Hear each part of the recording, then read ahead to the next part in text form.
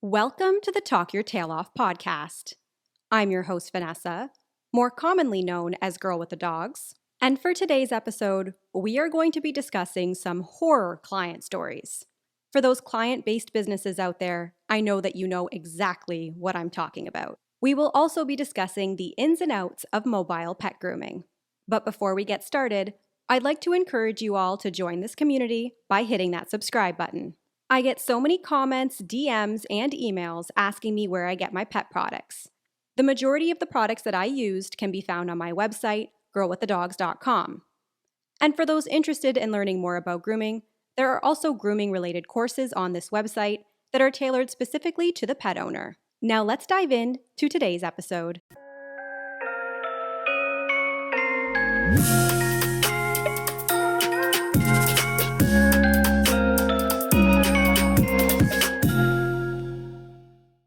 Today's guest is my good friend, Sarah. Hey, Sarah. Hi.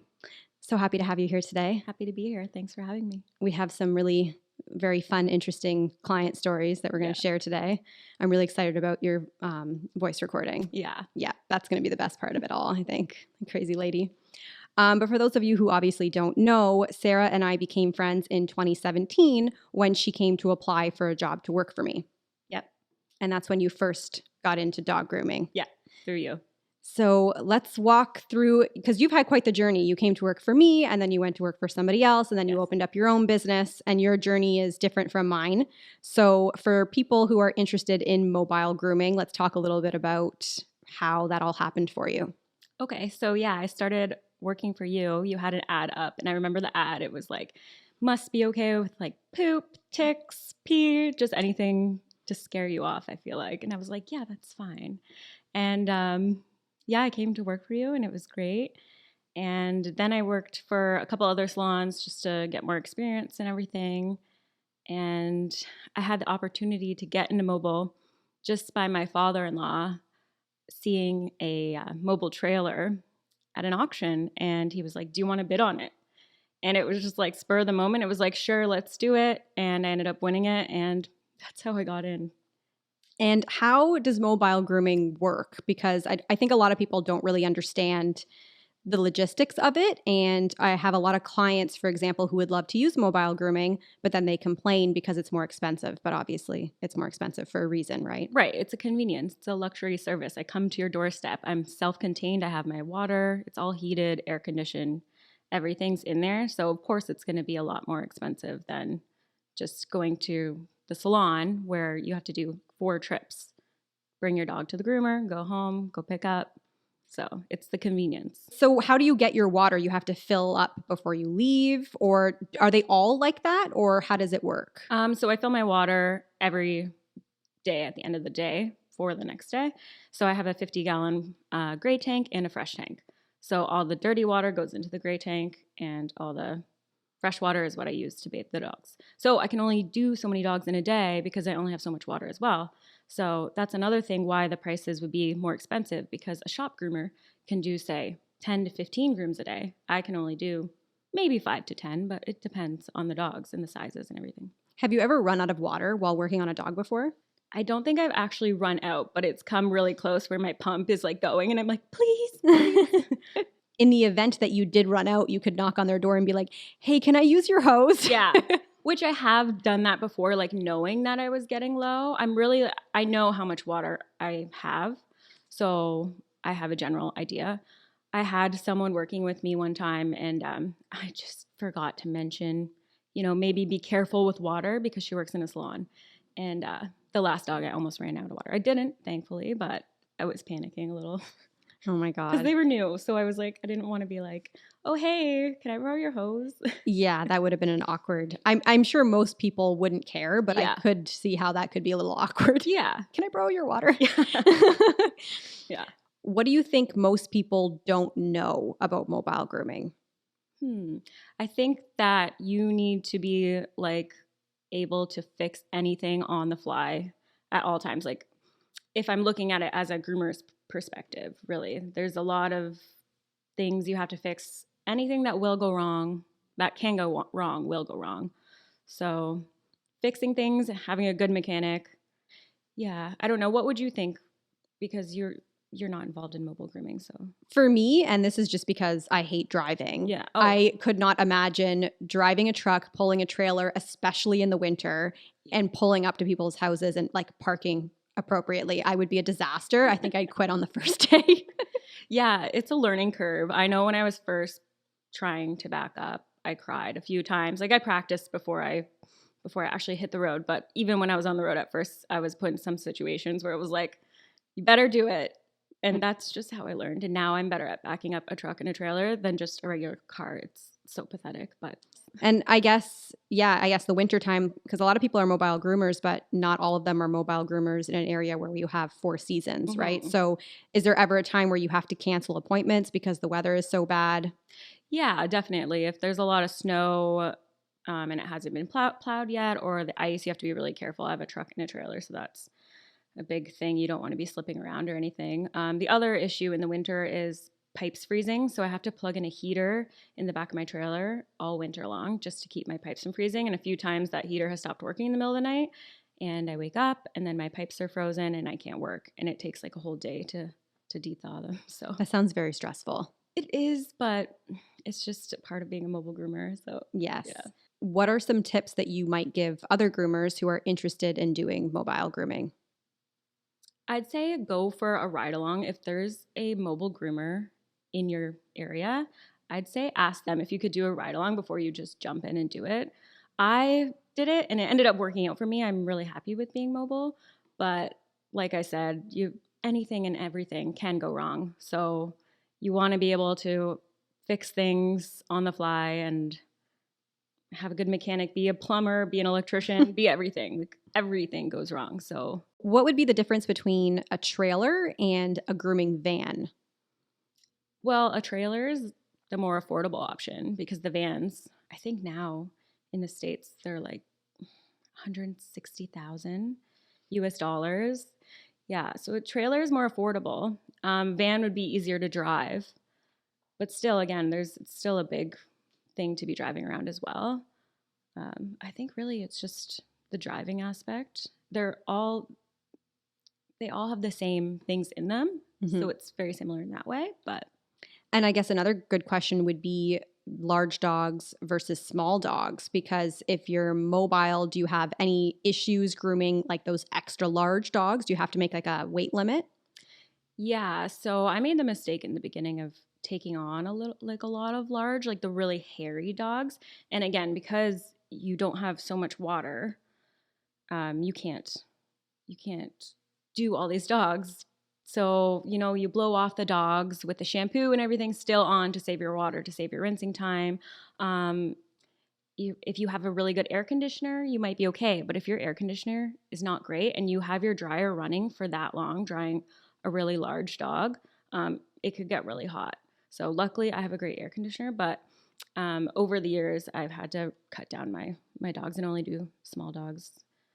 It's more feasible that way. So yeah, that makes sense. Yeah. There are a lot of expenses with mobile grooming. I know everyone just thinks like you're pocketing all the money that you make, but gas, is crazy. Your maintenance is insane. If you have a generator, the expenses for that are never ending. There's a lot of overhead. It's not just because you're mobile, it doesn't mean that you don't have overhead. So you have certainly far more overhead than I do.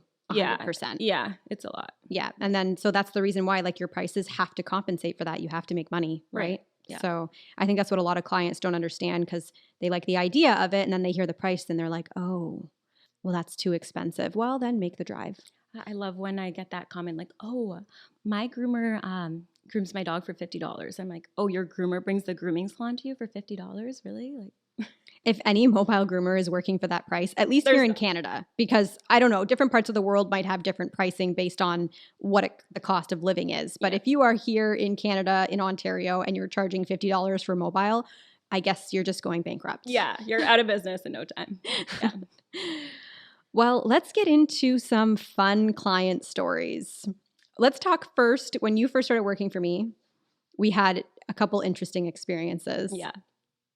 So the first one, I think you mentioned to me yesterday, because I asked you if you thought of any stories, because obviously I've been grooming for a very long time and there are many stories, but over the years you seem to forget them. Mhm. There's only a few that really stick out for me. So the one you mentioned, for example, I didn't remember. Really? Yeah.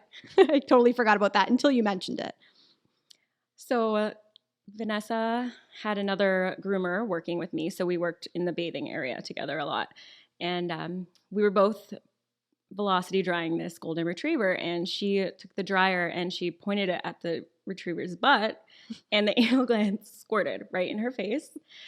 And of course I laughed. I know it's so mean, but It's way too funny. Oh, and she was not happy with me at all. Because you were laughing? Yeah. Oh my gosh. She gave I me do not remember this. She gave me the death stare. Oh yeah. I told you. I was scared of her. I was laughing too, though. I was there. Yeah, I was also laughing. Yeah, I feel like you were laughing. But then after I told you, like, I was uncomfortable because Oh my God. Like that's something you have to laugh about. That happened, something similar like that happened with Cody. So Okay. I had a guy that worked for me. His name was Cody. He worked for me for years. And he went to go pick this Shih Tzu up off the ground and it got scared. We found out later it was scared of men, but the owner did not tell me that. And funny enough, the Shih Tzu's name was Cody. So he goes to pick Cody up off the ground and Cody just explodes with anal glands, diarrhea, and pee. Like literally an explosion. It was all over him. It was all over the shop.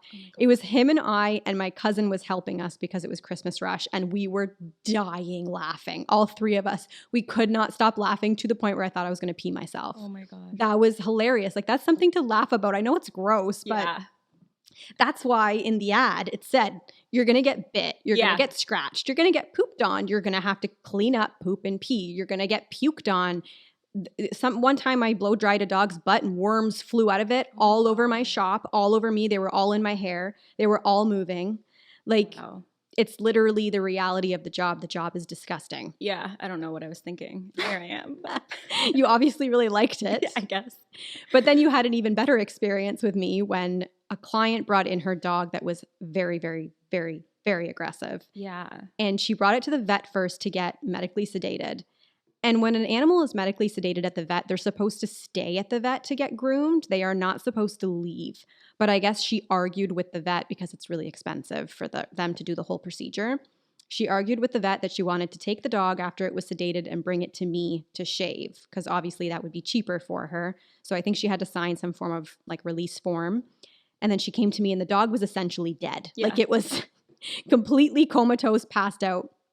And she put it on the table. Yeah. I think I ended up completing the majority of the groom, except for the whole face, and then he woke up.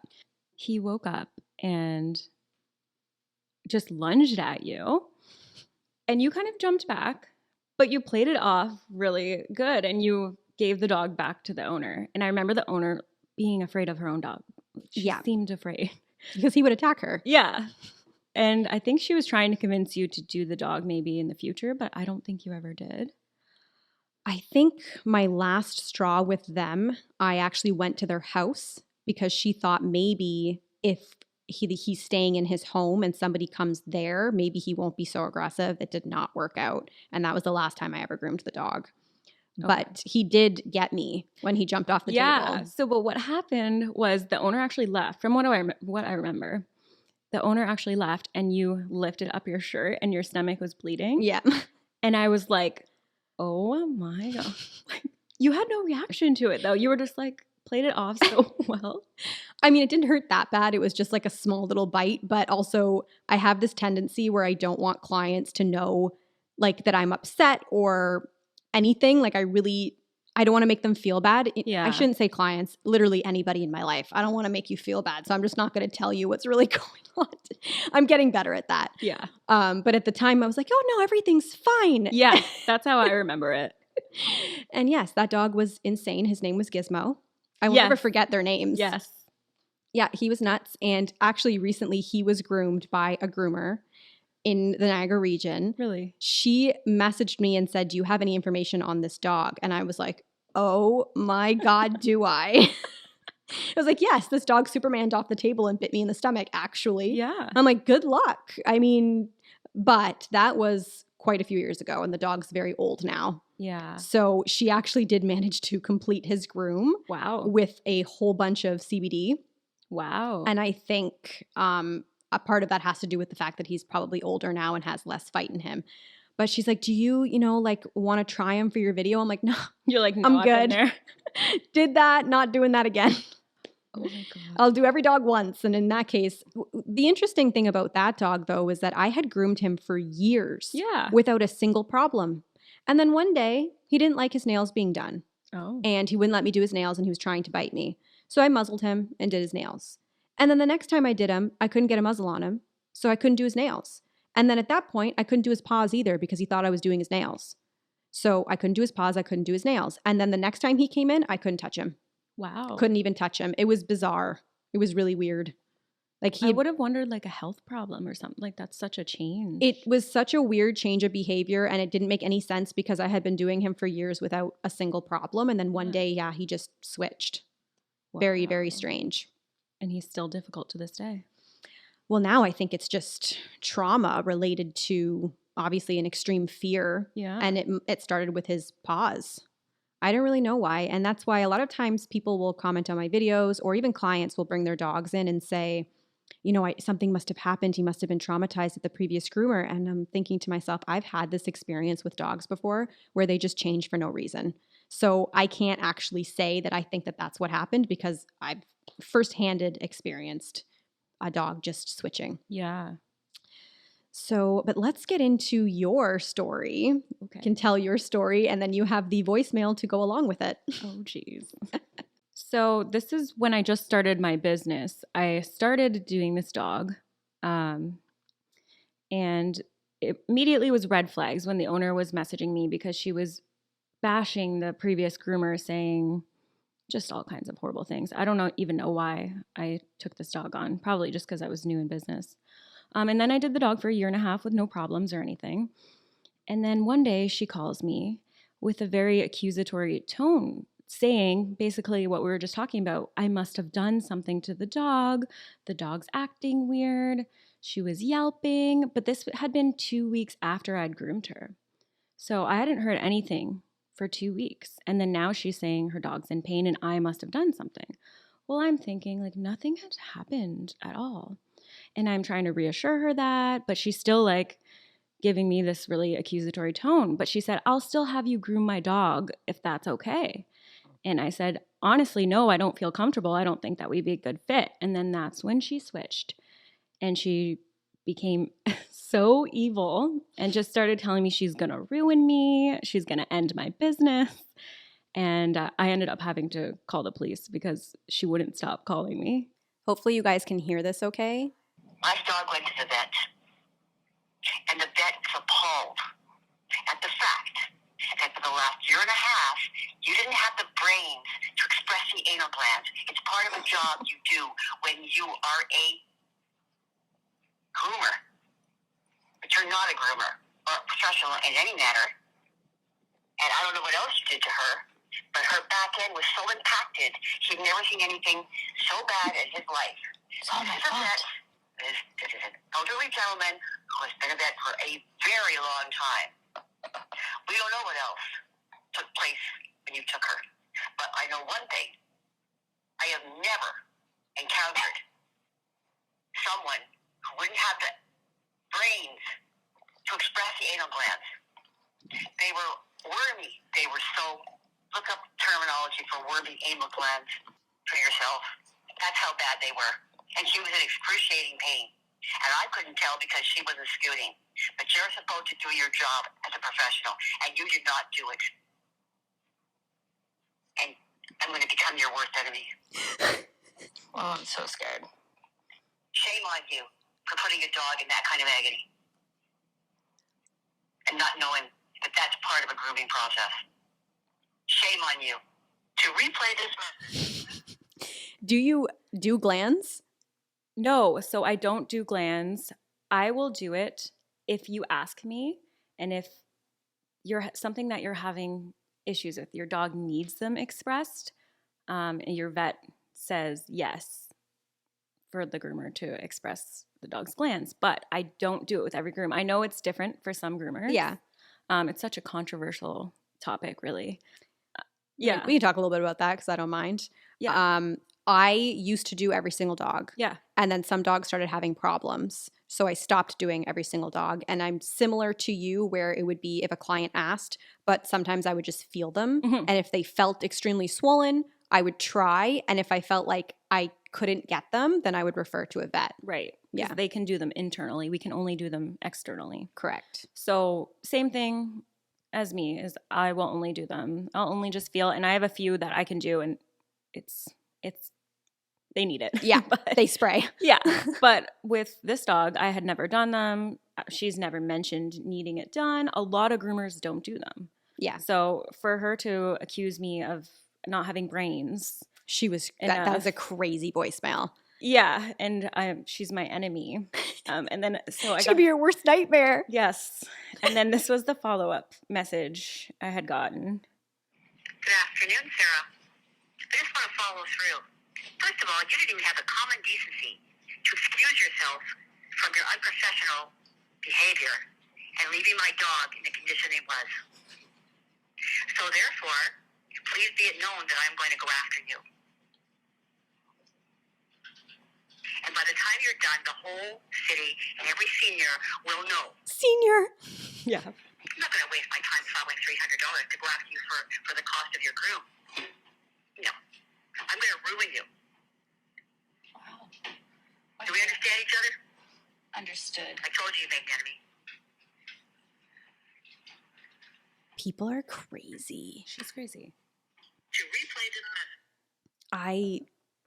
I remember when you sent me that, I was laughing so freaking hard. Like, obviously not laughing at your stress about it, but like that is very comical. Like some pet owners, I have no words. So she kept even messaging me saying, Sarah, I'll never forget what you did.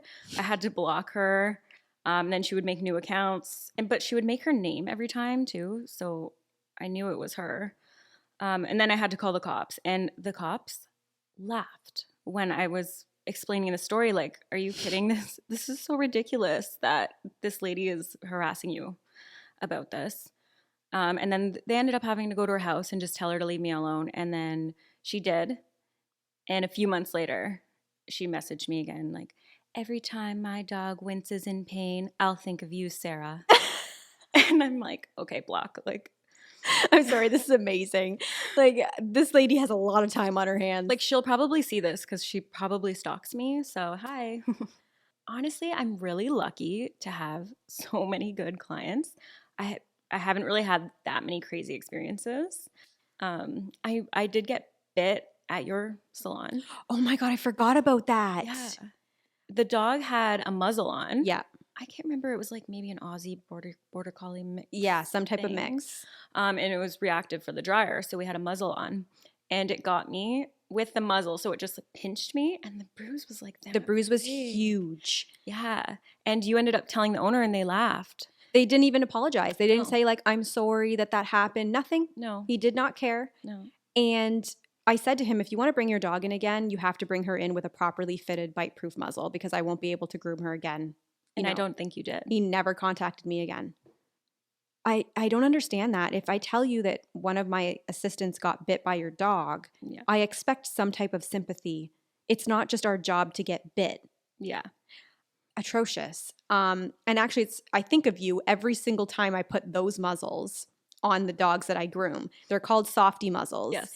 And I always say in my videos, this is not a bite-proof muzzle. And that's why, because I witnessed someone get bit pretty bad. Even though there was no puncture, that bruise was huge. It was huge. Yeah. Yeah. And it hurt. I know. Like you managed it really well when it happened. And I was like, oh, like it couldn't have been that bad. Like she's wearing a muzzle, right? The next day you came in and I was like, oh my God. I think I squealed a little. You did. You were startled, but I Yeah. think like you still worked. You still continued your Yeah. day. Oh, it was fine.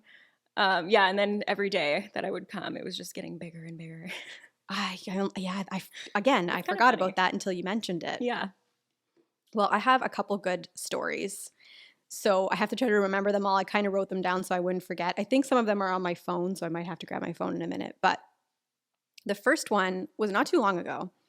I was on social media. I was starting to become viral, and somebody messaged me from TikTok. She had 2 Westies, West Highland Terriers, to get them groomed. One was a senior, and the other one was a puppy. So she booked her appointment. She came in. I groomed them both. The senior dog was fairly aggressive. It probably had a lot to do with arthritis and, just getting older, but she wanted the traditional Westie look. So I left her with like her very long skirt, and I had to brush that whole thing out, and it was not in great shape. And she was very unhappy about me brushing it out. So it was quite the experience, to say the least. I didn't really enjoy working on her senior dog. Personally, if that was me and my senior dog didn't like grooming anymore, I would just shave it. Yeah. But, she was really happy with the groom, really happy with the groom on the puppy, and she rebooked. She rebooked in 8 weeks. So fast forward 8 weeks later, she comes in. We did the same haircut on the senior. She was happy with the senior, but the puppy was very matted, and it was specifically matted behind the ears, like down its neck. It was just horrible. And I knew, because she didn't want that senior dog shaved, that if I shaved her puppy, she was going to be really upset. So I thought, how am I going to make this work? So I shaved out her matted parts because they were not brushable. They were like cemented to the skin. And then I kind of gave her a little bit of a Westie skirt. It did not look nice. I will admit it was a terrible haircut. And if it was me, I would have just shaved the dog and started over. But that's just how it went. I thought I might as well just leave it like this, because at least it's not completely shaved, versus if I have to completely shave it. At pickup, she was fine. I explained to her what happened. She didn't give me, grief. She wasn't upset with me. She seemed to be understanding. No problem. She booked again in 8 weeks. 8 weeks comes around. She doesn't show up for her appointment. I remember this now. This is a good one. She didn't show up for her appointment, and I was like, okay. So I texted her, and I text every single client the day before their appointment to confirm. So she did confirm the appointment. Yes. So I texted her. I said, hey, just letting you know that the dogs they're not here for their appointment. You have a 15-minute window. You have to be here within 15 minutes, or I schedule another dog in because I have a really long wait list. So she waited specifically until after those 15 minutes. And I know she did it on purpose, because she thought, if I don't text her, then she won't be able to fit in another client, which isn't what happened, but that's what she thought. So after those 15 minutes passed, she texted me back and said, now you know what it's like to get f***ed over. Yes, I remember that. It's so evil. I remember reading this message and being like, what the hell is she talking about? And she went on a rant about how her dog wasn't matted, and I made her look horrible. And she brought her to another groomer, and the groomer couldn't believe what I did to her. Right. And she wasn't matted when the other groomer did her. And I'm like, well, of course she wasn't matted. I already removed all of her matting, so duh. And who knows if she's even telling the truth. But anyway, my new groomer does an amazing job on my dogs. And I'm thinking to myself, no offense, and I don't mean to toot my own horn, you are acting like if I lose your business, right, I'm screwed. Yeah. I have a wait list. If you don't want to be my client anymore, there's no hard feelings. You can leave. Yeah. But it was atrocious. Like, her text message to me, and in that moment, I thought to myself, this woman is unhinged. It's hair. It grows back. Yeah. I didn't you over. Yeah. Because I shaved your dog. People get crazy about shaving dogs, but I haven't experienced that. A salon I worked at, that happened, and I think that they broke the window of the salon. I wasn't there. Oh my God. I don't know. It's so hard to remember the full story because it was years ago, but it was crazy. I've personally never experienced anything like that, but I don't save matting at all. Like, I will just shave it, and I will tell you, luckily I haven't had any issues. Okay, then I had another story with a little Shih Tzu that I had groomed for about 7 or 8 years. They were great clients. They came in on a 6-week basis. The dog always got the same haircut. Dog was very well behaved. Well, they showed up one day, and they showed up an hour early.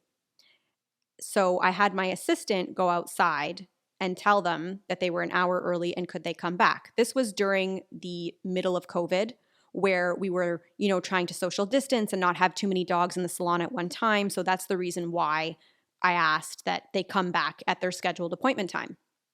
I end up getting a text message from the wife saying that I messed up and their appointment was for 10 a.m. and not 11. So I looked back in my text messages and I realized I did make a mistake. Okay. So I texted her back and I said, I'm so sorry for the mistake. I wrote your dog's appointment down on the wrong time. I'll give you a discount for today's grooming if he can come back at 11 o'clock. My bad. Mhm. I thought all was good. Keep in mind, I've been grooming this dog for a very long time. So we have a relationship. Right. And I've never messed up an appointment before. This is the first time that's ever happened. Oh, I do it all the time. It does. It happens sometimes where you mess up. But anyways, it was the first time with them that it had ever happened. Yeah.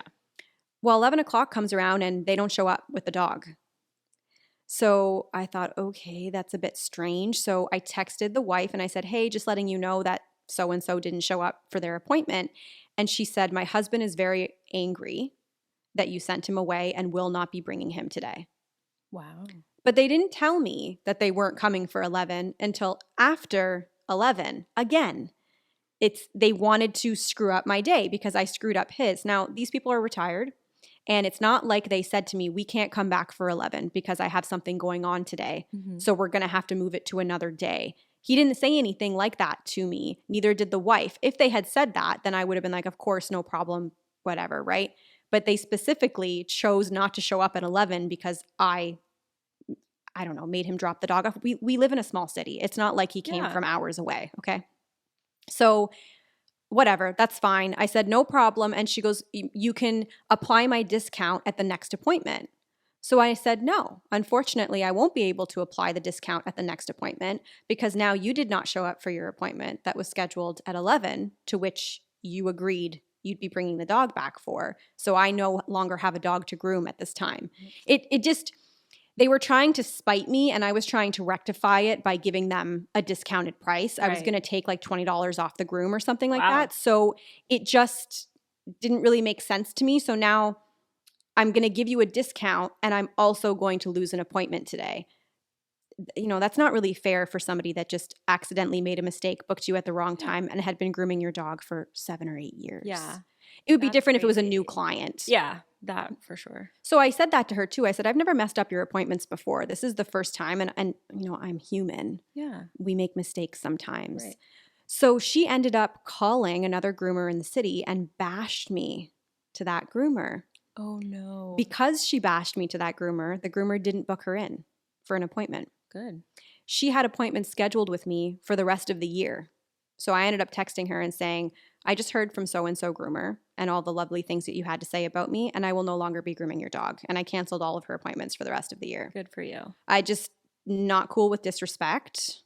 You know, things happen. Yeah. It's such a minor thing too. Like just getting the appointment time wrong. You did everything you can to try and rectify it. So I feel like somebody has anger problems. yeah. Yeah. Oh my goodness. And like the passive aggressive way of just You can apply my discount at the next Yeah. room. Yeah. How about no? Oh my gosh. Recently, I had a client show up with an extremely aggressive Portuguese water dog. Sarah, I opened the gate. You know how my shop is situated. Yeah. I opened my gate. The dog lunged from the owner. It had a muzzle on, like hit me in the shoulder. That's how high up it went on my face. Oh my God. I was shocked. So I backed up.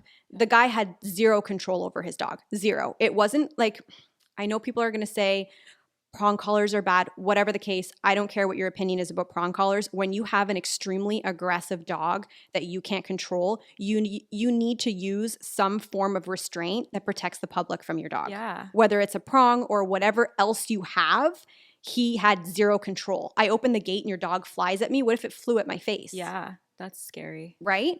I was already turned off by the fact that he let this dog lunge at me like that. But then I'm a nice person and I'm willing to give every dog a shot.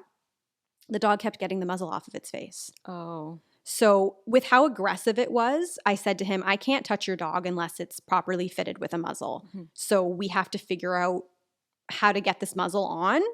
If it's easier for you, I'll leave the area because she's obviously very stressed out that I'm here and you can try to get the muzzle back on its face. And he said, okay. He was very miserable, this person. Oh. And I thought, okay, maybe he's miserable because the dog is really stressing him out. Like it's got to be hard to have a dog like this and not know what to do. So, and nobody will groom it because it's so crazy and it's matted. So it needs to be groomed. So I was like, maybe that's why he's really stressed. You know, I'm giving him the benefit of the doubt. It has nothing to do with me. It must have to do with the dog.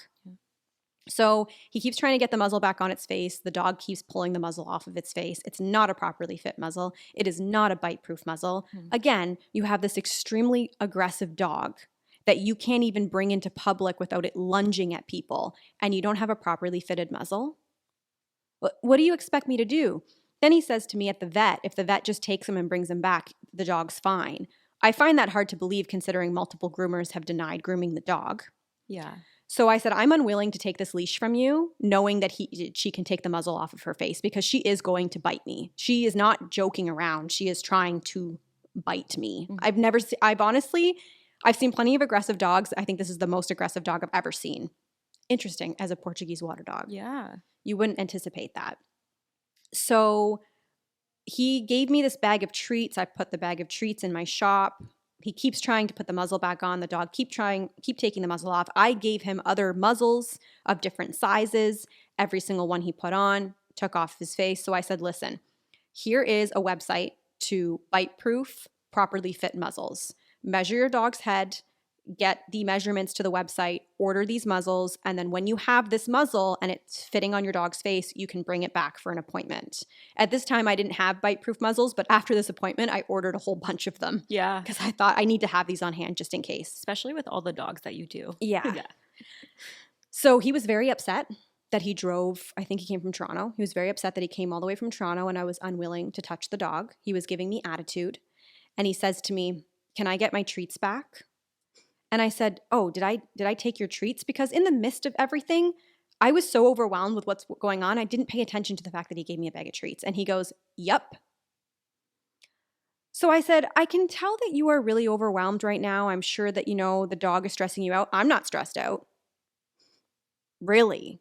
Well, you could have fooled me because you seem really angry right now and irritated with your dog. So if you're not stressed out, is this just your normal personality? Because that's unfortunate. See, I was so enraged by the fact that he wasn't sympathetic and said, I'm sorry that we didn't come with a properly fit muzzle. I apologize that my dog lunged at you the second you opened the gate. So I said to him, have you taken your dog to training? Well, my wife has. Really? What trainer did he go to? Oh, I don't know. You haven't taken your dog to training.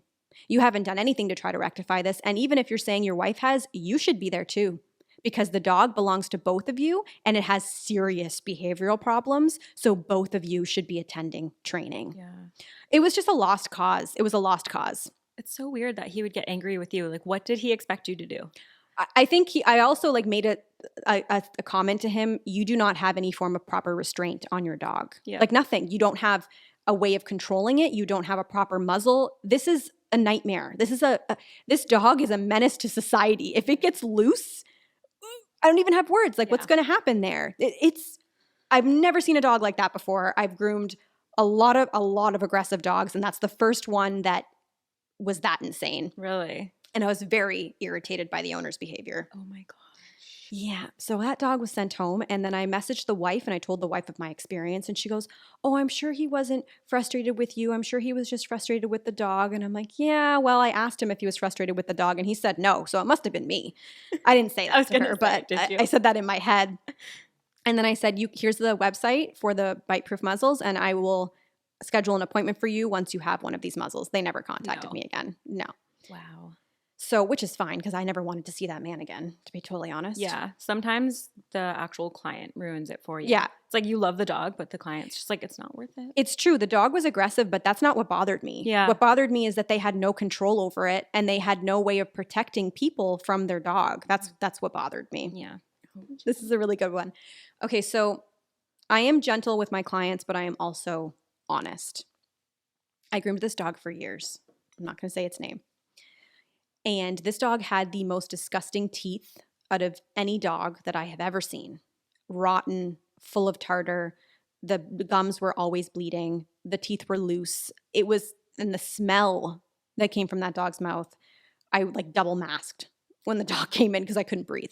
Very nice dog though. Groomed him for years. Constantly told the client about the teeth, trying to convince them to do something about it, but not everybody can afford veterinary care of that degree. I get it. It would have been a $2,500 to $3,000 surgery because all of those teeth would have had to come out. Yeah. So fine, you can't afford it. I get it. At one point, the dog started coughing a lot. So it would come in and it was coughing, and it hadn't been coughing before. I had been grooming it for years. So I informed the client, when the teeth are rotten, that bacteria seeps into the bloodstream and it affects the heart and every organ in your dog's body. And it's a leading cause of heart failure in any animal. If humans have bad teeth, it can affect your heart. If your teeth aren't healthy, your pet is not healthy. If your teeth aren't healthy, you're not healthy. Mm-hmm. It's really important that those stay healthy. Yeah. So I said there's a possibility that your dog might have heart failure, and that's why it's coughing so much. I would go to the vet if I were you. So she, told me, oh yeah, I went to the vet. Everything's fine. I got a clean bill of health. In order to get a clean bill of health, you have to get tests done. I know she wouldn't have paid for the tests. So you did not get a clean bill of health. You may have brought your dog for its annual checkup to get, your flea and tick meds and everything, but they didn't do an examination on your pet's heart. I'm not stupid. So whatever, it's fine. I'll keep grooming the dog. So I kept grooming the dog, and it got to a point where the dog it was very old at this point, and it started getting very, very difficult for its face, obviously. Its mouth is in pain. Mm-hmm. So, and it started getting very, very stressed out for the blow dry. So a lot of people don't know that dogs can have what's called dryer seizures. And if they get stressed out enough from the stress of the dryer, they can actually have a seizure. Because the dog was so old, I was fearful because of his reaction to the dryer that it would potentially cause a dryer seizure. So I told the client I was no longer comfortable bathing the dog, but I could give it its full haircut, and then she would just have to bathe it at home, which really frustrated her because she didn't want to have to bathe her own dog. In the wintertime, I'm not bathing your dog because I'm not sending it home wet. But in the summertime, I'll bathe your dog, give it a towel dry, and send it home wet. It's not a big deal. I shaved the dog anyways. So she came in and I could not do the dog's face. I did the entire groom, entire haircut, nails, paws, sanitary, everything. I even did the ears, the top of the head, the cheeks. I just couldn't do its face. Every time I'd go to its face, it would try to bite me. It would try to bite the equipment. He had holes in his eyes. Oh my God. I can't explain. I've never seen anything like it before. Like a piece of like Havarti cheese. Yes. That's what his eyeballs looked like. I took a picture of it. I wonder if I have that picture. If I can find it, I'll put it on the YouTube video, but it was a long time ago. I took a picture of both of his eyes. They all like looked cheese grated. And I'm like, this dog is on its way out. Yeah. It has to be. At this point, I don't think it's going to be around for much longer. I couldn't finish the face. So I contacted the client, let her know I did the entire groom, but I unfortunately could not do the face. She picks up the dog. Mind you, I am now giving her a discounted price because I don't do the bath and the blow dry. I am not charging her full price for grooming anymore. She picks up the dog and I say to her, I think this is the last time I'm going to see him. How do you take that when I say that? What does that make you think? When you said that that's the last time, Yeah. I would think that the dog's going to die. Okay. That is what I meant. And I try not to be morbid like that with people, but I've been working with dogs for so many years and I see the signs of end of life, and they're usually the same where the dog, can no longer tolerate grooming and the animal is clearly falling apart. They get really skinny. So all of this was happening. Sometimes I feel like the owners don't recognize the signs. Yes. Maybe because they're with their dogs every day. Yeah. And we see it. And it's one of those things like, it's a hard thing to talk about. And I wasn't saying put your dog down or Yeah. anything like that. All I was saying was I think this is going to be his last grooming appointment. And I tried to say it in the most gentle way possible. And, after that situation, I'm probably never going to say something like that to a client again. But that's not the way she took it. She took it as I would be unwilling to groom the dog again. Oh. And that is not what I meant. So I failed to explain myself properly. So she ended up texting me this big, huge, long text message telling me how I have been self-diagnosing her dog for years and there's nothing medically wrong with it. I have the pictures. I'm going to find them. I'm determined. Yeah.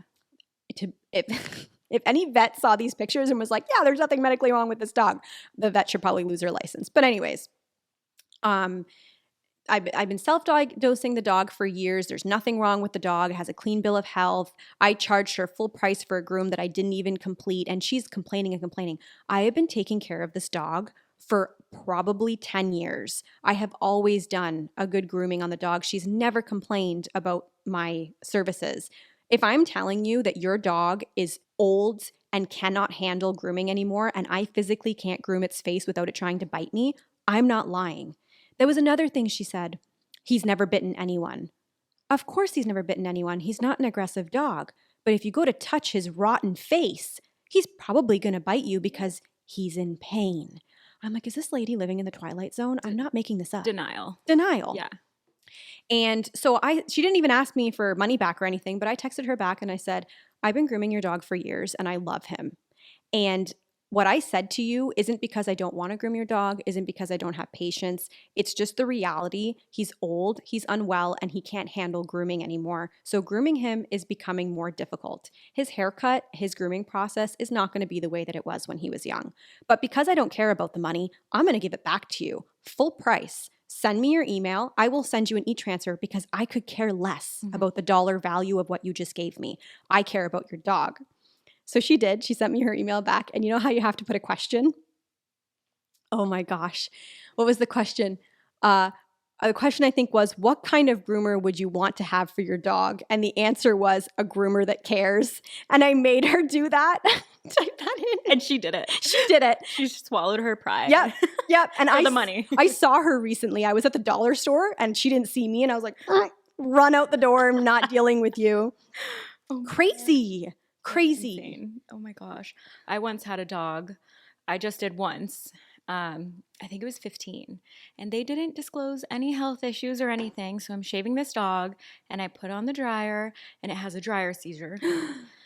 And it was the first one I had ever witnessed. So the dog starts peeing and like I didn't know what to do. I put it on the ground and I just let it do its thing like I didn't know. Then I brought the dog and I went running to the house. Like I was crying, tears in my eyes. I was so worried. And then they opened the door and I explained what happened. They're like, oh yeah, that happens every time that so-and-so, I don't even remember the dog's name. It was so long ago, goes to the groomer. And I was like, and you didn't think to tell me that? Oh my God. Like, they probably think like, oh, this probably happens with so many dogs. The groomers are used to this. Yeah. oh my gosh. I had one dog have a dryer seizure once and I honestly don't remember what dog it was, but it was only one time. And I do remember telling the client, I will never bathe your dog again. That's it. Haircuts only. It is so scary. Yeah. Because they just completely, like their eyes, everything just glaze over. Yeah. It starts with this dog, and this is what I've been told by other groomers as well. It starts with excessive barking. So the dog just starts barking, uncontrollably barking. And then, like you said, their eyes kind of glaze over and then, they pee themselves and they just become like stiff as a board and you're just like, something's not right. Yeah. Oh, I have two good ones. Okay. This one is the first one that ever happened to me when I first started grooming. This was at the very, very, very beginning of me grooming. And I groomed these two dogs. This lady was very old and I said to her, would you like if I picked your dogs up and brought them home for you? And she said that would be wonderful. She had mobility issues. So I picked up these two little dogs, great dogs, groomed them, and then brought them home. And I didn't even charge her for a fee. Okay. Oh my gosh. This is when I first opened and I was just like, I just want to make everybody happy, but not thinking. Then you wised up. Yeah. Then I was like, everybody sucks. But Yeah. anyway. So I was doing this for a while. And then this one dog had cysts all over his body. So for the people that are watching or listening that don't know, basically they're just kind of like lumps all over the body. And these were not moles. They're not to get confused with moles. They're actually just cysts. Like you could pop them and, pus would come out. Yeah. Obviously, we don't do that. But they're hard. So if you go over them with a clipper, it's kind of difficult to cut them unless you're using a skip tooth blade because a skip tooth blade is very pointy. Then I could see you like potentially poking one. But most of the time, your clipper blade, I just shave them down with 7s, just smooths right over top of them. And do you still use skip tooth blades? I use skip tooth 3s and 4s. I remember you using them and I was like, I love them. Wild. Specifically for certain coats, I just find that they get through the coat better. Yeah. But yes, I do love skip tooth. I learned on skip tooth. Yeah, that's why I'm paranoid because I never learned on them. So, yeah, a lot of groomers are afraid of them. Yeah. I don't use skip tooth short blades though, like 7s No. or 10s. Oh my gosh, no. That's scary. That's much more scary. Yeah. Anyways, so I groomed these dogs. I brought them home. And about a month later, she calls me and says that I cut open one of her dog's cysts and it got infected and it cost her a whole bunch of money at the vet. And she wants me to pay the vet. And I thought, I groomed your dogs a month ago. So I said, when I groomed your dogs, I never got a call from you that said that I cut one of the cysts. And I didn't. I flat out did not cut any cysts. And I said, I find it very strange that a month later you're contacting me to tell me that this happened. More than likely what happened was the cyst probably burst, because that's what cysts do naturally on their own. They will open up and they will ooze. And she never brought the dog to the vet when that happened. So then it got infected. But she didn't want to pay the vet bill. So she thought, I'll blame the groomer and make her responsible for it. And since I was young and a little bit naive, I think she thought she could take advantage of me. So I was smart enough to say, can I have your vet's phone number? Please let them know I'll be calling so that they can release the medical information to me. I just want to get confirmation that I did cause this, and then I will cover the vet bill. And she did. She gave me the vet's info. So I called the vet, and the vet says to me, the first thing the vet said to me on the phone, which was hilarious, was, so I see you've met Margaret. Really? Yes. She has a reputation. Obviously, she has a reputation. So I explained this to him. I was like, I didn't cut the cyst. And he's like, I know you didn't cut the cyst. He said she has been having issues with her dog's cysts for years. She doesn't know how to clean them out properly. Whenever they, burst, she doesn't want to get them properly taken care of at the vet. This has nothing to do with you. I will make sure I tell her that this is not your fault and you are not responsible for the bill. Wow. So he did, and she never called me back. You think she called me to say sorry? No. Of course not. That what was an a good amazing one. vet, though. I was so happy. I'm like, this guy's awesome. Yeah. He was very nice to me and like eased my mind. And obviously being a young new groomer with a brand new business, I was like nervous. It's the first time somebody's telling me I got to pay their vet bill. Yeah. I was like, I don't even remember cutting anything.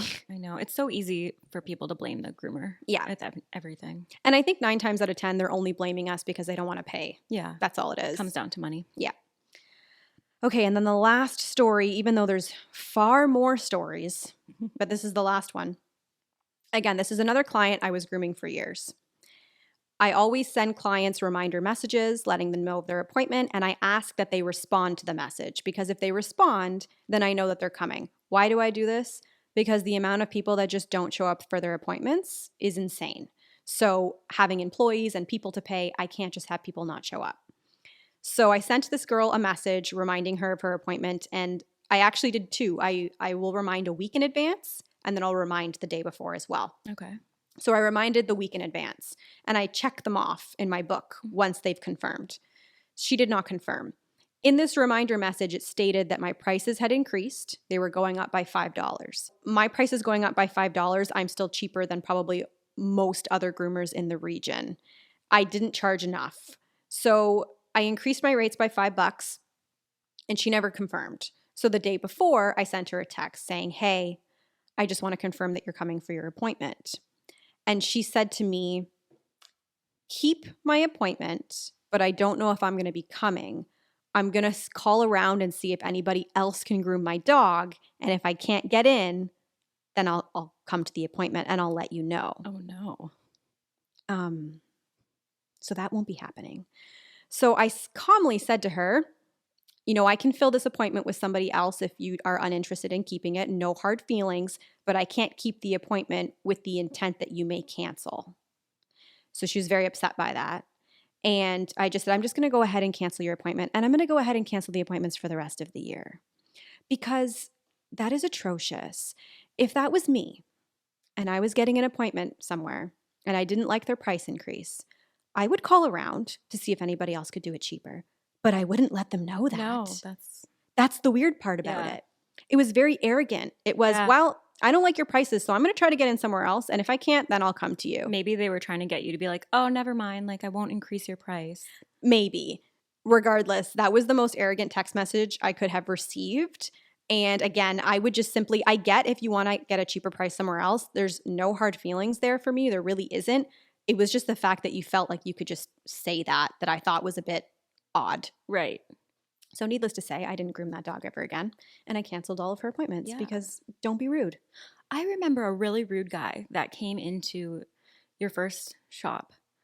And he mentioned something. I think maybe it was a price increase. I don't know. But he wasn't happy and kind of saying, because you're grooming out of your house, that... Do you remember that? Yes. I just remember kind of being in the back and I'm like, this guy is just trying to bulldoze Vanessa right now. So you know what's funny is that I continued grooming that dog, I think up until I ended up closing, which was a couple of years ago. Okay. He even appeared on the channel, the Oh. dog. Yeah, which is hilarious. But this guy was very rude. And I think that he maybe was unintentionally rude because after I got to know him a little bit more, he was very appreciative of my services. So it's hard to say, but he did say to me, you work from home, you don't have any overhead costs. Why do you Yes. have to increase your price? And I just remember being shocked Yeah. and I not couldn't knowing what believe to it. say. And I was just like, Yeah. I was feeling the same way. I'm like, And it was, the funny part was I had just bought my first house. I had just started paying bills for the first time on my own, and I had just gotten an entire shop renovated. yeah. So, that's why my prices are increasing. I'm not working out of my parents' house anymore for free. Right. My God. And But then someone asked you too if like this was your hobby. Like, oh, is this what you do on the side? yes, this was a guy I used to know back in like high school. Yeah. And yeah, he came to get his dog groomed, and he said to me, oh yeah, is this like your hobby? And I'm like, no, it's my full-time job. He's like, oh. And I'm just like, a lot of people would see, I think it's changing now. People Yeah. see our profession with more respect. But at that time, people thought, like, you're a dog hairdresser, Yeah. whatever, you're I a had loser. someone make some comments to me too, like, oh, that's not a career. I'm like, oh, well, the numbers say otherwise. Right? People. Yeah. I think that's it for my stories. I think I've gotten through the majority of them. I know that there's more and they will pop up and I'll be sleeping tonight and I'll just get up and be like, I didn't tell that story. But there's more episodes to come. Yeah. But I appreciate you being a guest today. Thanks for having me. It was really great working with you for the Yeah, it time that we worked together. And I'm proud of you for Thank you. getting an amazing business and accomplishing so much. Thank you. It's a proud moment for me when I can say I introduced somebody to the industry and they went off on their own and became successful. Because you really So- were my inspiration because you, just like I remember the interview, you're like, you know, I bought my house, I did this, that, like, and you can do it too. And then I just, you know. I do remember worked. that interview. But anyways. All right, everyone. So that's it for today's episode.